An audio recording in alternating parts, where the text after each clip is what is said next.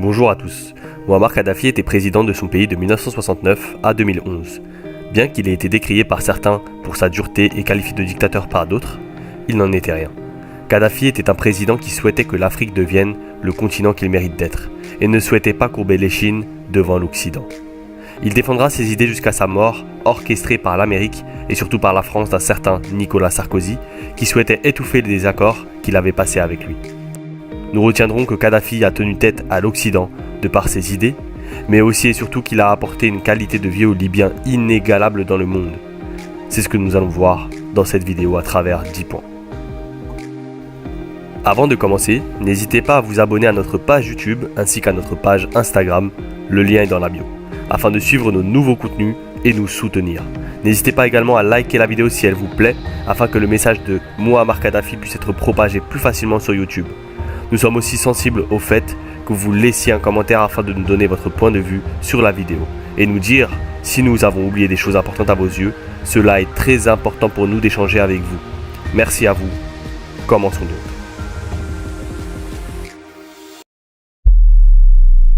Un pas vers l'égalité homme-femme. Soyons galants et commençons par les femmes et le droit des femmes sous Kadhafi. Malgré plusieurs accusations sur des relations qu'il ait eues avec de nombreuses femmes, Kadhafi souhaitait le bien des Libyennes et des femmes dans son ensemble. Ainsi, il participa à révolutionner le pays en faisant un grand pas vers l'égalité homme-femme. Ainsi, contrairement au passé libyen, les femmes avaient désormais accès à des fonctions importantes et à des postes de responsabilité. En 1989, il interdira la polygamie, sauf si la femme est d'accord bien sûr, et donne aux épouses le droit de demander le divorce et de garder leur appartement si ce divorce leur est accordé, ce qui n'était pas autorisé jusque-là.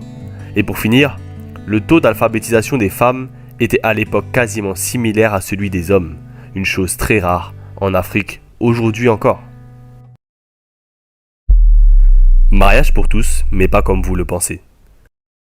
En effet, le mariage pour tous ne signifie ici pas que le mariage était ouvert aux gays et homosexuels. Ici, cela signifie plutôt qu'en cas de mariage, les Libyens bénéficiaient d'énormément d'avantages en guise de coup de pouce. Ainsi, lorsqu'un couple se marie, l'État paye le premier appartement ou maison du couple. Environ 150 mètres carrés pour la maison ou l'appartement. C'est énorme. Les nouveaux mariés reçoivent aussi 64 000 $ pour acheter un appartement ou une maison si c'est pas le premier mariage ou si c'est pas le premier appartement. Pour chaque nouveau-né, le couple reçoit 7 000 $ en plus de 1 000 $ annuels par membre de famille. Donc je résume, pour chaque nouveau-né, le couple reçoit 7 000 $ en plus de 1 000 $ annuels par membre de famille. Sans oublier les aides pour familles nombreuses que nous allons mentionner juste après. C'est donc ça la soi-disant dictature ? Avantage en nature égale bon vivre. L'électricité et l'eau à usage domestique étaient gratuits et ne coûtaient pas un centime. De plus, grâce à un énorme réseau d'irrigation, l'eau potable était abondamment disponible partout en Libye, qui est pourtant un pays composé de 95% de déserts arides. Petite anecdote, il élargira même ses réseaux d'irrigation dans plusieurs autres pays africains, leur donnant accès à l'eau potable. Après la mort de Kadhafi, l'Amérique bombardera, soi-disant sans le faire exprès, les réseaux d'irrigation de l'eau en Libye. Ils les bombarderont à l'uranium, produit présent dans le nucléaire et qui intoxiquera l'eau. Merci encore une fois aux États-Unis et à l'Occident pour toutes ces œuvres en Afrique. Concernant la nourriture, il y a des supermarchés pour les familles nombreuses avec des prix symboliques pour l'alimentation de base. C'est-à-dire que si vous habitiez en Libye sous Kadhafi, vous ne payez pas l'électricité ou l'eau à l'usage domestique. Et si vous aviez une famille nombreuse, vous aviez des magasins réservés pour vous nommés Jamaïa, afin d'avoir accès à toutes sortes de nourriture quasi gratuitement, car le prix était juste symbolique, comme lorsqu'on vous vend par exemple, je sais pas moi, un téléphone à 1 € symbolique. Ainsi, tous les produits étaient au minimum à moins 50% pour toute famille nombreuse, sous présentation d'un simple livret de famille. En plus de cela, toujours sous présentation de ce même livret de famille, les familles nombreuses avaient le droit à une aide de 300 € par mois. C'est fou. Surtout quand on voit le nombre de gens qui meurent de faim, que ce soit en Afrique, mais aussi en Europe ou aux États-Unis, ne l'oublions pas. C'est vraiment incroyable. de la vie 100 fois moins élevé qu'en France. Le coût de vie en Libye est 100 fois moins élevé qu'en France. Un exemple, la Libye étant la première réserve pétrolière d'Afrique, déjà à l'époque, le prix d'un litre d'essence était environ 0,08 €. L'essence est ainsi moins chère que l'eau, rendez-vous compte. L'essence est moins chère que l'eau. Vous pouviez aussi acheter un véhicule neuf au prix d'usine, donc à moins 50% car ces fameux 50% étaient payés par l'État. Ainsi, une voiture neuve, dernier cri, pouvait parfois coûter par exemple 7 500 € pour les Libyens, contre environ 15 000 voire 20 000 € en Europe par exemple. Il y avait également des subventions sur toutes les denrées alimentaires de base. Exemple, un kilo de pâtes acheté 1 € à un producteur tunisien, le gouvernement libyen le revend 50 centimes aux Libyens. Mais si ce n'était que ça. Kadhafi, dont le bien des habitants de son pays était une priorité, n'imposait pas de TVA à ses citoyens. Je répète, la TVA n'existait pas sous Kadhafi. Tenez-vous bien, il n'y avait pas d'impôts de base à payer non plus. Et les taxes et impôts lourds, ils étaient tout simplement interdits. C'est juste waouh, franchement waouh. Éducation et santé. Commençons par l'éducation. Tout d'abord, sous Kadhafi, l'éducation secondaire et universitaire était gratuite. Le taux d'alphabétisation moyen était de 82,6%. Les meilleurs étudiants libyens poursuivaient leurs études supérieures à l'étranger, en bénéficiant d'une bourse du gouvernement. Et donc, pour chaque étudiant voulant faire ses études à l'étranger, le gouvernement attribue une bourse de 1627,11 € par mois et l'enseignement supérieur était gratuit à l'étranger. C'est-à-dire que si vous étiez libyen et que vous souhaitiez faire vos études à l'étranger, l'État de Kadhafi se chargeait de régler les frais de scolarité, mais en plus de cela, un revenu mensuel de 1627 €, donc nettement supérieur au SMIC en France, vous était garanti. Mais l'État qui vous suivait et vous aidait durant vos études ne vous oubliez pas après vos études. En effet, tout étudiant diplômé reçoit le salaire moyen de la profession du cursus choisi s'il ne trouve pas d'emploi. Donc, un étudiant qui est diplômé mais qui ne trouve pas de travail recevra le salaire moyen de la profession du cursus choisi quoi qu'il arrive. Pour un laps de temps bien sûr. Concernant la santé, c'est très simple. L'accès à la santé était tout simplement gratuit avec la mise en place d'une sécurité sociale dans le pays. Et ce pour tous, et donc beaucoup de pharmacies offraient des fournitures gratuites. Kadhafi ne souhaitait pas profiter de son peuple. Ce qui nous le démontre, c'est que le marché pharmaceutique, et donc le marché des médicaments, qui est aujourd'hui le business qui rapporte le plus d'argent au monde, Kadhafi était très vigilant par rapport à ce secteur.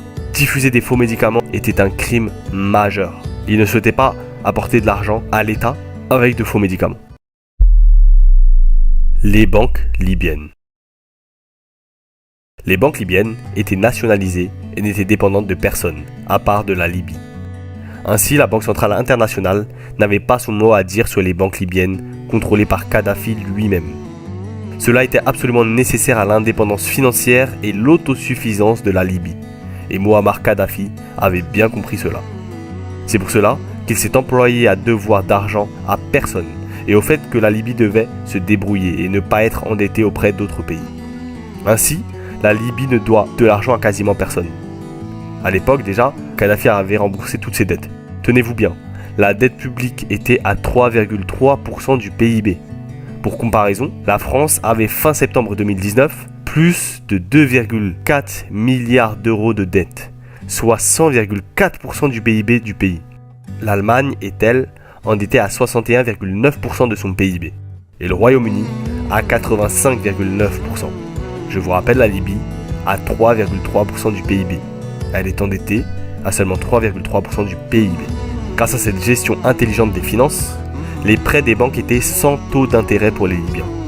Rendez-vous compte, aucun intérêt à payer en cas de crédit ou de demande de prêt. C'est fou. Les conditions et l'accès au travail. Tout d'abord, commençons par dire que l'État libyen sous Kadhafi a énormément investi d'argent, et notamment l'argent du pétrole pour la création de divers emplois. Un système de chômage fut mis en place afin de lutter contre la précarité. Les chômeurs sont ainsi payés au minimum 730 € par mois. Sans oublier que, comme je l'ai dit précédemment, Tout étudiant diplômé recevait le salaire moyen de la profession du cursus choisi s'il ne trouvait pas d'emploi. De plus, pour tout employé dans la fonction publique et lors d'une mobilité nationale à travers la Libye, l'État fournissait une voiture et une maison et sans rien à payer. Détaillons cela. En gros, si un employé de la fonction publique était muté dans le territoire libyen, un véhicule de fonction ainsi qu'un logement de fonction étaient prêtés si cela était une mission de courte durée. Si c'était une mutation définitive, la maison ainsi que le véhicule n'étaient non plus prêtés à titre gratuit, mais donnés. Ensuite, pour toute personne intéressée par l'auto-entrepreneuriat et ayant un projet professionnel à lancer afin de créer une affaire privée, une aide de 20 000 $ était donnée afin de faciliter toute initiative en matière d'emploi et de projet de lancement d'entreprise. Pour finir, tout retraité recevait une aide minimale de 200 € par mois.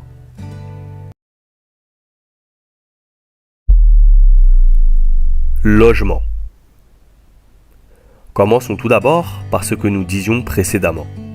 En matière de logement, lorsqu'un couple se mariait, l'État payait le premier appartement ou maison de 150 m², où les nouveaux mariés recevaient 64 000 $ pour acheter un appartement. De plus, pour toute personne libyenne souhaitant faire des travaux dans sa maison, il devait simplement s'inscrire auprès d'un organisme de l'État et les travaux seraient faits gratuitement par des entreprises de travaux publics choisies par l'État. Mais aussi, le droit à l'accès à un logement décent était une chose prioritaire pour l'État de Kadhafi.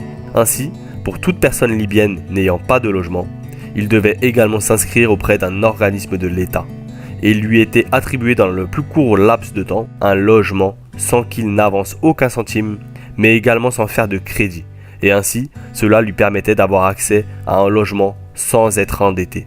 Et si jamais une personne souhaitait faire un crédit pour avoir accès à plus de confort dans son logement et donc avoir un plus grand logement, ou par exemple une villa ou tout simplement une plus grande et ou une plus belle maison, il avait, comme dit précédemment, la possibilité de contracter un crédit sans taux d'intérêt. C'est magique, car nous savons tous que l'accès au logement est la plus importante chose pour tout être humain, avoir un toit sur la tête.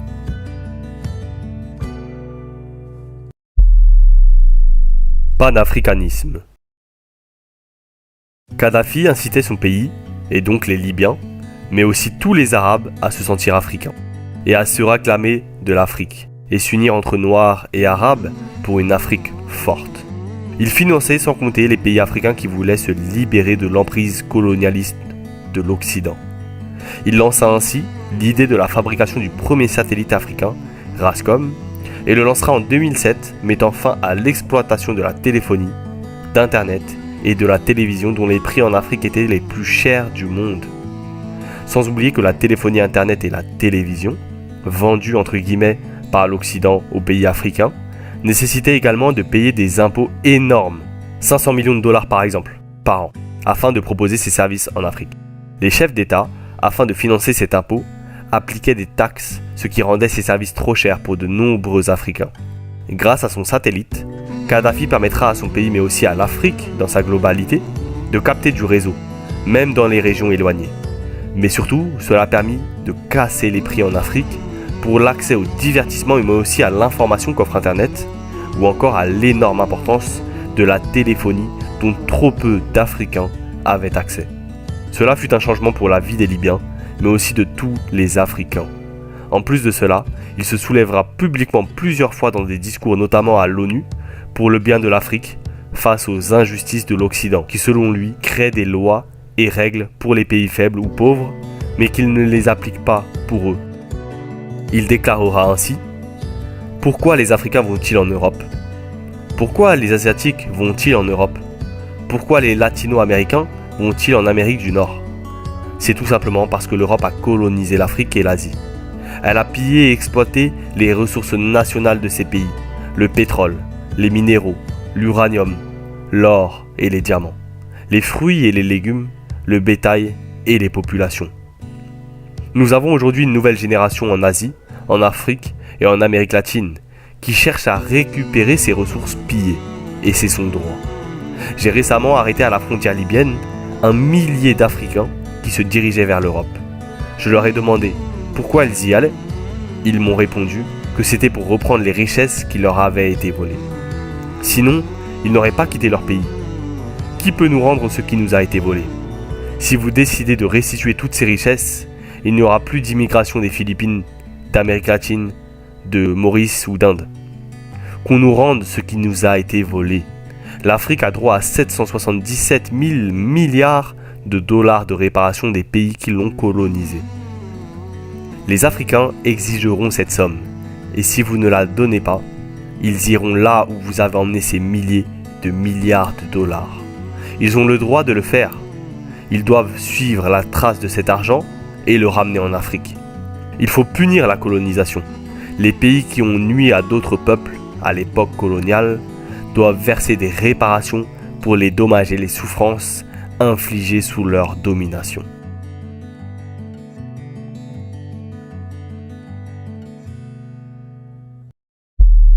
Nations unies d'Afrique. Kadhafi était quelqu'un d'ambitieux et il avait des projets énormes pour l'Afrique. Les États-Unis d'Afrique avec une monnaie unique, le dollar en or. Et tout pays voulant commercer avec les États-Unis d'Afrique devait payer en or. Une banque centrale africaine et donc un fonds monétaire africain étaient ainsi prévus aux grandes dames des Américains et de l'Occident qui, après cet épisode, qualifieront bizarrement et injustement Kadhafi de terroriste et de dictateur. L'idée des États-Unis d'Afrique avait pour but d'aider les pays africains à sortir des griffes des pays civilisés et mettre un frein au pillage et spoliation, c'est-à-dire que cela avait pour but la fin du néocolonialisme. L'idée d'une monnaie commune et des États-Unis d'Afrique ne verra jamais le jour car Mouammar Kadhafi sera malheureusement exécuté le 20 octobre 2011. Bizarrement, peu de temps avant la réalisation de ce projet énorme. Ironie du sort, lui qui avait tant aidé son peuple à avoir une belle vie en Libye, comme je vous l'ai dit dans les points précédents, sera exécuté par qui? Par son propre peuple. Par une partie en tout cas de son propre peuple. Armé bien entendu par l'OTAN, entre autres les USA et la France menés par Nicolas Sarkozy, alors président, qui voulait faire taire Kadhafi, qui avait entre autres financé sa campagne électorale qui lui vaudra d'être président de la République française. Le peuple exécutera Kadhafi en humiliant sa dépouille car les médias occidentaux leur avaient monté la tête en leur faisant croire qu'ils n'étaient pas libres. Ils leur ont mis dans la tête qu'il leur fallait une vraie démocratie, la liberté. On voit les retombées en Libye de nos jours où le pays ne représente plus rien. Je tiens à dire également que le cinéma est un vrai fléau, également en Afrique, car véritable outil de propagande. Le cinéma fait croire aux Africains qu'en Occident, les gens sont tous beaux, heureux et libres. Les Libyens goûtent aujourd'hui à la réalité et au retour du bâton de leurs actes envers Kadhafi. Ils ne vivront plus jamais la belle vie dont ils jouissaient jusqu'ici. En tout cas, chapeau à Kadhafi pour le chef d'État qu'il fut et pour le bien qu'il était pour l'Afrique. Et surtout, qu'il aurait été si on ne l'avait pas lâchement exécuté.